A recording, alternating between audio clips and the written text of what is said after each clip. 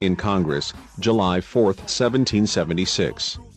The unanimous declaration of the 13 United States of America, when in the course of human events, it becomes necessary for one people to dissolve the political bands which have connected them with another, and to assume among the powers of the earth the separate and equal station to which the laws of nature and of nature's God entitle them, a decent respect to the opinions of mankind requires that they should declare the causes which impel them to the separation.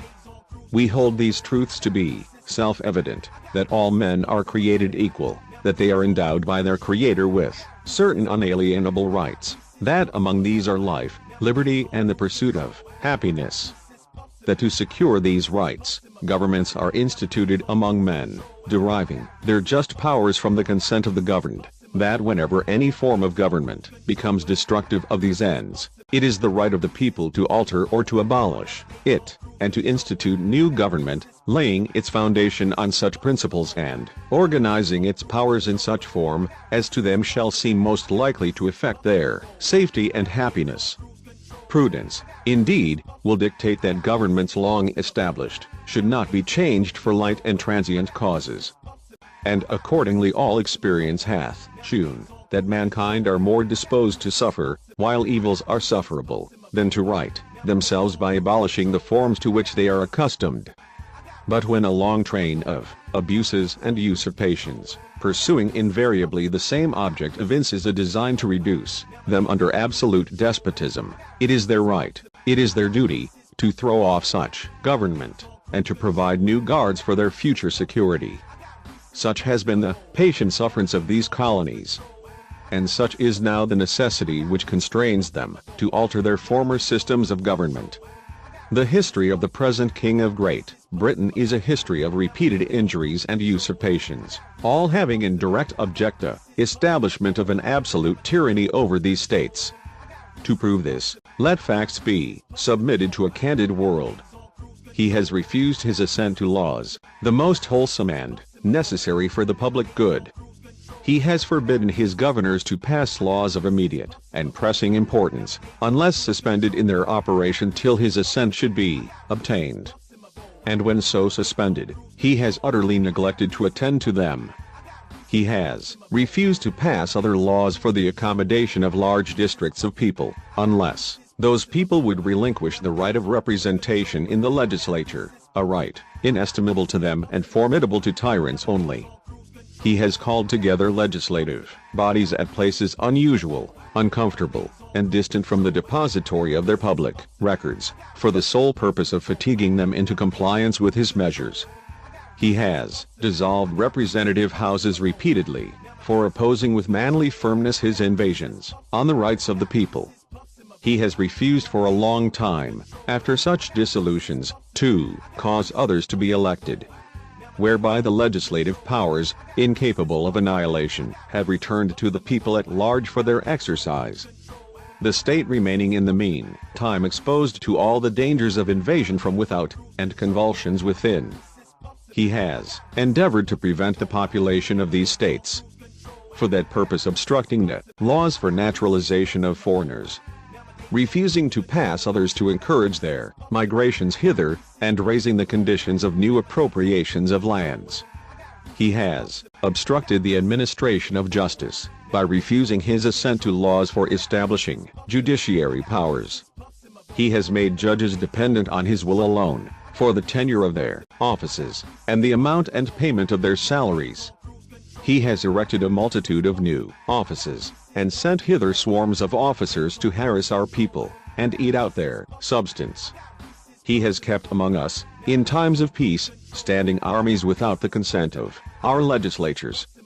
He has affected to render the military independent of and superior to the civil power. He has combined with others to subject us to a jurisdiction foreign to our Constitution, and unacknowledged by our laws, giving his assent to their acts of pretended legislation, for quartering large bodies of armed troops among us, for protecting them, by a mock trial, from punishment for any murders which they should commit on the inhabitants of these states, for cutting off our trade with all parts of the world, for imposing taxes on us without our consent, for depriving us in many cases of the benefits of trial by jury, for transporting us beyond seas to be tried for pretended offenses, for abolishing the free system of English laws in a neighboring province, establishing therein an arbitrary government, and enlarging its boundaries so as to render it at once an example and fit instrument for introducing the same absolute rule into these colonies, for taking away our charters, abolishing our most valuable laws, and altering fundamentally the forms of our governments, for suspending our own legislatures, and declaring themselves invested with power to legislate for us in all cases whatsoever. He has abdicated government here, by declaring us out of his protection and waging war against us. He has plundered our seas, ravaged our coasts, burned our towns, and destroyed the lives of our people. He is at this time transporting large armies of foreign mercenaries to complete the works of death, desolation and tyranny, already begun with circumstances of cruelty and perfidy scarcely paralleled in the most barbarous ages, and totally unworthy the head of a civilized nation. He has constrained our fellow citizens, taken captive on the high seas to bear arms against their country, to become the executioners of their friends and brethren, or to fall themselves by their hands. He has excited domestic insurrections amongst us, and has endeavored to bring on the inhabitants of our frontiers the merciless Indian savages, whose known rule of warfare is an undistinguished destruction of all ages, sexes and conditions. In every stage of these oppressions we have petitioned for redress in the most humble terms. Our repeated petitions have been answered only by repeated injury.